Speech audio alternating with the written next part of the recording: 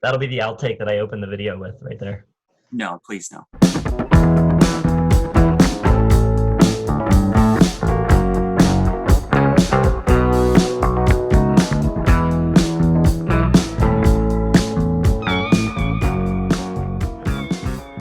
Hey everybody, welcome back to Listography. We are going to count down our favorite Robert DeLeo bass parts, moments, runs, ski bops, whatever you want to call him. He's a great bass player. I think we would all agree he's among the best of all time. Some of his worst stuff is most people's best stuff. So let's turn it over to the bassists, Joe and Jason, hear what they've got to say. Yeah, Robert DeLeo, great bass player. Not like the most technical bass player. I mean, if you're somewhat well-versed in playing bass, you can learn his songs without a ton of trouble. He's not like Geddy Lee or Jaco Pastorius or something where you have to have like crazy chops to learn his stuff, but he's always super in the pocket, always really tight with the drums, and he writes really cool parts that fit the band and the songs very well.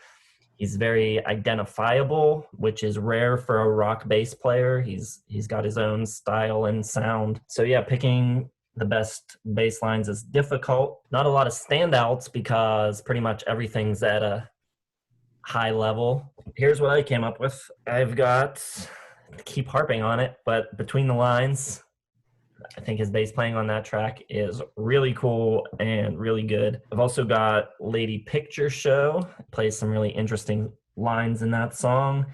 And I think he's often very good when the songs are a little slower. He has a little room to move around and fill the space, and he always does a really good job of that. I've also got the track Hazy Days, which is maybe one of his more difficult bass lines, more riffing. He's kind of playing along with the guitar, and it's really cool, really impressive, and a really good bass line. Number 2, I'm going with Trippin' on a Hole. Again, just kind of fast. He's doing a lot of different runs and things, and he does a really great job of like setting up the different parts of the song. When you're going from a verse to a chorus, he'll lead you into it, and yeah, he's really good at doing that sort of thing. And number 1 for me, a song that just missed my top 10 songs, a song that Joe likes a lot, going with Sour Girl. This is him at his most McCartney-esque. He's kind of like bouncing along, playing a lot of nice melodic lines, and yeah, it's really, really great part. Yes, I'm glad I'm not the only one who loves kind of that bass line, and kind of different from most of his other work. I don't know if it's a kind of homage or what, but you can really kind of feel him working for that McCartney style. All right, starting off my list, we have number 5, Big Empty, just a really kind of cool, identifiable bass line. Probably the standout thing you remember from the track, other than probably the vocals, but it really kind of drives the song, and it's one of his signatures, I think. Number 4 is going to be Interstate Love Song, just a really classic bass line. One of the first ones I really noticed and went to. You can hear it on the track on the radio. He's just kind of all over the place. And it's different. It's not kind of a classic grunge bass line. Lots of octaves and kind of cool runs in there. Number 3 is going to be Glide. I just think it works really well for the song.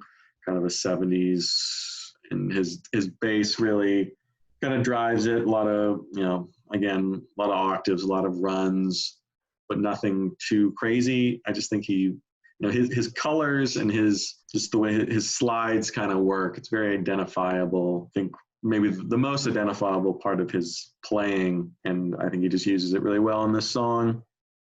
Number 2 is going to be Sour Girl, like Jason said, like I said. Great McCartney kind of whatever style here. And there's one part on it, it's completely different. It's just one little run he does, kind of a syncopated, maybe after the second chorus. And it just, every time I hear it, it blows my mind. And it's what I look forward to, I think, in the song the most. It's, 1 second long, but it's this really cool, colorful little fill he throws in. Number 1 is going to be Trippin' on a Hole in a Paper Heart. Just a really cool, he's kind of big, long runs, kind of all over the place. Really kind of hectic, but controlled. Just really it's the song I kind of think of when I think of Robert DeLeo's playing. For me, I'm going to go with my top 5. I'm glad you guys started the McCartney comparison, because I think a lot of times people liken him to John Paul Jones, which makes sense. He's one of the prime identifiable bass players, but I do think he's got a lot of McCartney tendencies. I get the John Paul Jones thing, especially with the way he plays off the drums. Jason's right. Some of the slower stuff he's able to explore. I think he says a lot with some of the things that he excludes, some of the notes and gaps he doesn't jump in and play on. Slower tune at number 5, I've got Black again.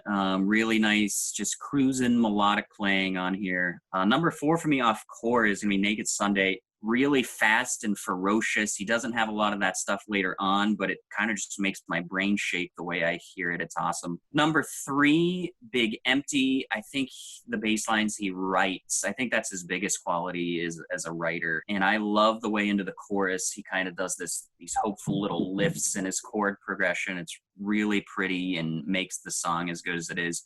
And then my number 2 and 1 are, I am exactly with Joe here. Joe knows his bass. Number 2 is Sour Girl. It adds a dimension or element to this song that's fantastic. I don't think anyone else on earth would have written the bass part this way, and it's just awesome. And then number 1, just the extravaganza of Tripping on a Hole. One of my all-time favorite bass lines. It's kind of choppy, but rhythmic at the same time. He's plucking the strings perfectly. It sounds great, and it's just one of his more flashy parts and just a showcase of how good he can be, and just truthfully just so much of a fun bass part. So that's my number 1, Tripping on a Hole. Any closing thoughts about the bass work? You almost take it for granted on songs like Plush and Big Empty, Creep. Just really identifiable, cool, unique sounding parts that I think might be more recognizable than a lot of the guitar playing. I think he definitely stands out on a bunch of tracks, and he's just totally unique kind of style, not like maybe the other grunge bassists, not quite like Chris Novoselic or Ben Shepherd from Soundgarden. Just a really cool, unique style. I think that kind of pushes them past the grunge kind of label and grunge world. All right, everybody. Well, thank you for tuning in to our Stone Temple Pilot videos. Please don't forget to comment, subscribe, like, hit the bell to get the notifications, and we will see you next time on Listography.